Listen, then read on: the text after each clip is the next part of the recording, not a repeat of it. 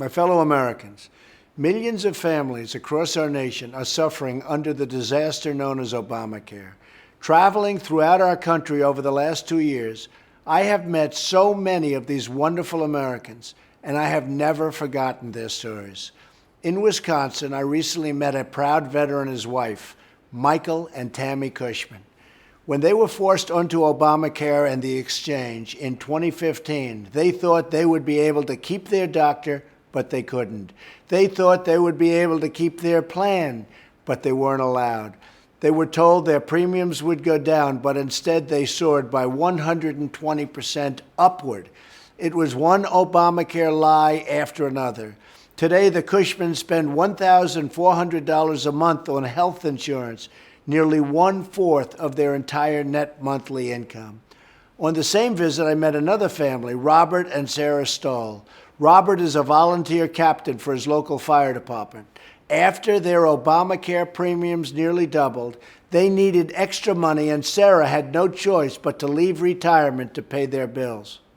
But this new income meant they were no longer eligible for the tax credit they had once received, and the federal government actually forced them to repay thousands and thousands of dollars. These families and so many others are victims of a catastrophic law that is wreaking havoc on our healthcare system and our families.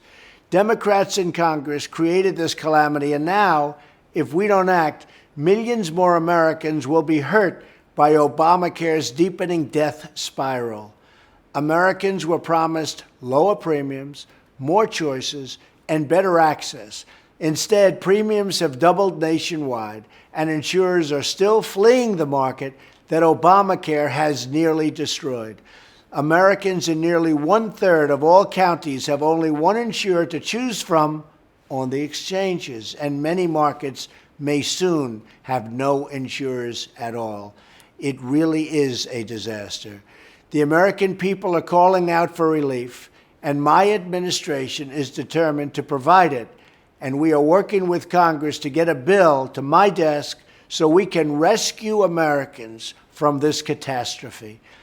As families across the nation continue to suffer under this law, I only hope that Democrats in Congress will have the political courage to help fix what we know to be a catastrophic situation, a total disaster that they have created, to be part of the solution instead of always obstructing change, blocking reform, and doubling down on Obamacare's failure.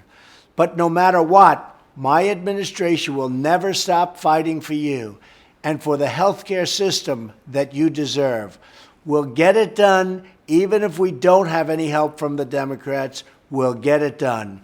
Thank you, God bless you, and God bless America.